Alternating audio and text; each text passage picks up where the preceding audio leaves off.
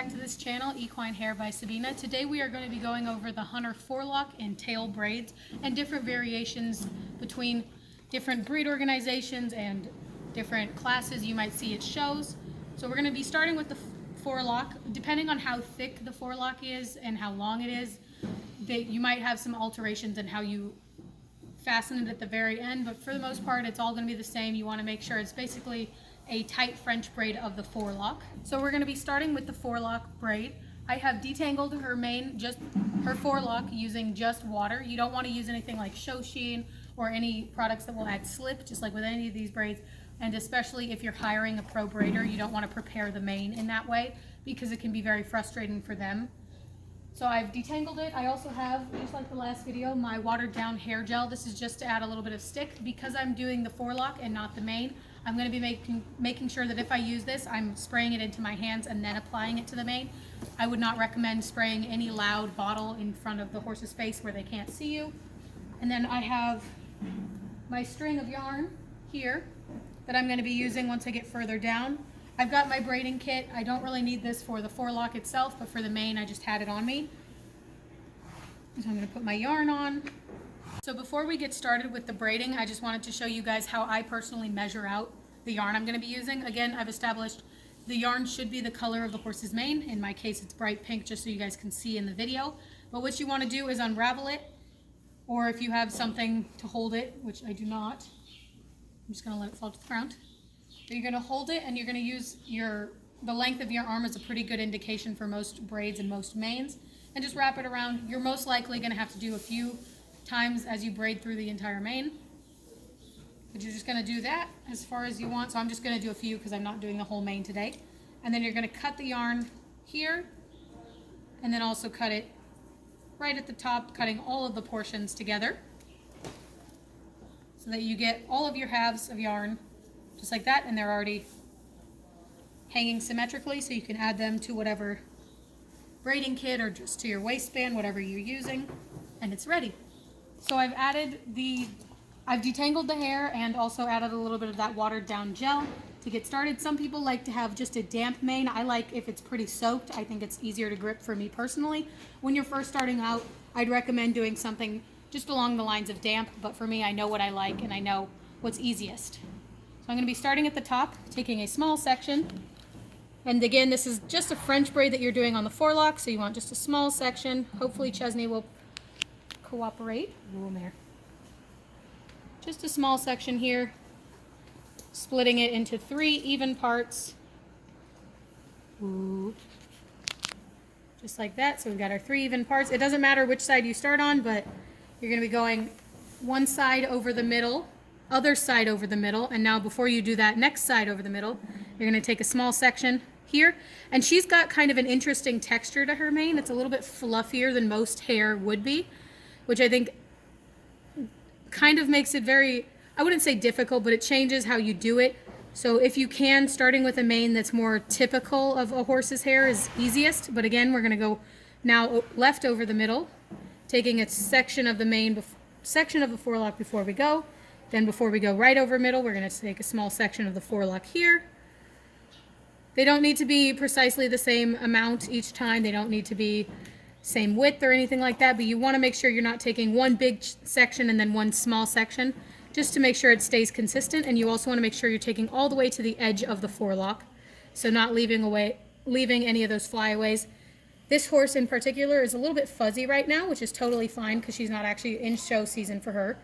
But this hair here that's really fluffy there, you want to make sure you're getting that if you can, just because it really helps to finish the look if they don't have a bunch of flyaways at the edges of their forelock.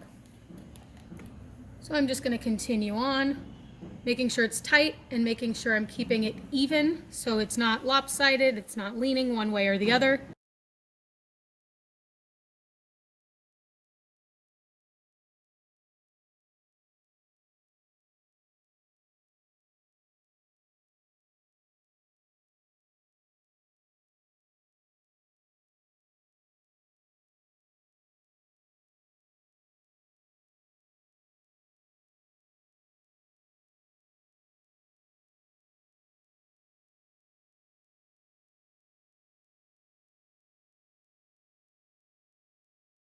And you'll see some people when they do this, they also might apply a lot of gel when they first start, especially if this horse is in a multiple day show where they need that braid to stay in as long as they can.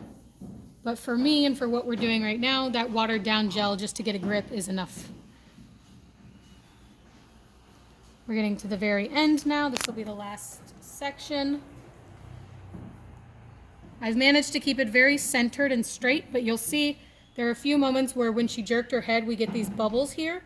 Because this isn't actually show ready, I'm not worried too much, but if you can, keeping the horse's head still will really help to avoid these. I'm gonna back her up. Ooh. So now that I'm at the part where I'm no longer braiding in any other forelock and I just have the braid itself, I'm gonna go down a few stitches and then I'm gonna get my yarn. As with the rest of the braids, you wanna make sure that the yarn is the color of the mane, but since this is for demonstration purposes, I don't really care what color it is, and I'm using something very bright and apparent. As you see there, I put it behind the braid and then incorporated it into the two strands on the outside at that point and then just braided in. When this is the same color as the mane, you don't have to worry about being able to see it, but obviously you can see it here and there within this braid, but you're gonna go as far down as you can. Good girl, Ches. Ooh. You want to make sure to keep it nice and smooth, keep all the flyaways down. Ooh. Good girl. So we're nearing the very end and we're trying to get as much hair as we can in. And you'll see this section that doesn't have any yarn with it is a lot longer than these two. And that's totally fine. We're just going to see as far as we can go.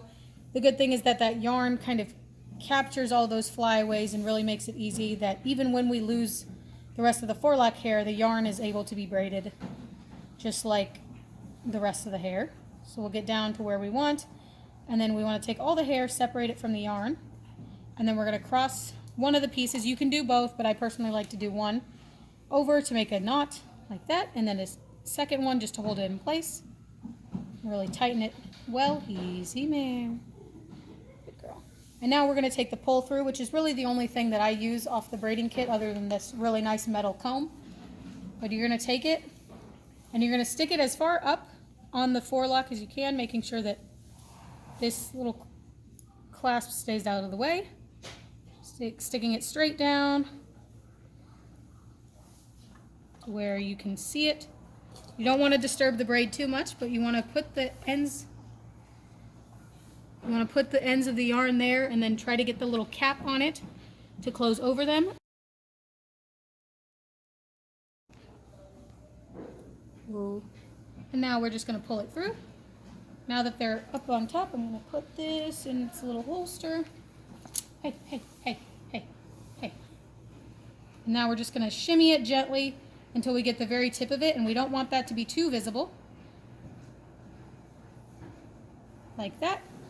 And you might see if this whole portion was a little longer, it'd be easier to kind of hide this, but most people will pull it all the way through so that it's just about there. But I'm going to let it be a little bit longer just for video purposes. And I'm going to take my pull through again because I forgot about this stuff. I'm going to take my pull through now, and I'm going to go one side, grabbing this portion. Ooh. And pulling it through. And it doesn't matter exactly where. Some people like to do it really close up top. Some people like to do it further down. But you just want to, you're anchoring the hair down. Good girl. Whoa. Like that. Once again, putting this away. And if you have flyaways like that, you can tuck those in later. And obviously if this would look a little bit better if this yarn was the same color as her hair, but you're just going to do a double knot and secure it.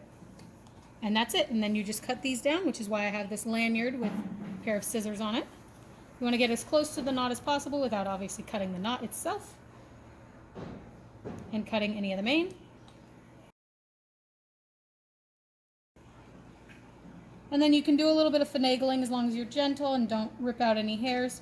If you don't quite like the shape, again, because she was kind of jerking her head here and there, we see that the forelock got a little bit twisted, but we can just kind of gently finagle that to make it look a little bit better. And if you want, even some people will use hair pins to kind of fix little pieces of hair here and there. And then some people will also apply a little bit of gel to really keep it together for whatever class they're going into. But that is your finished forelock braid.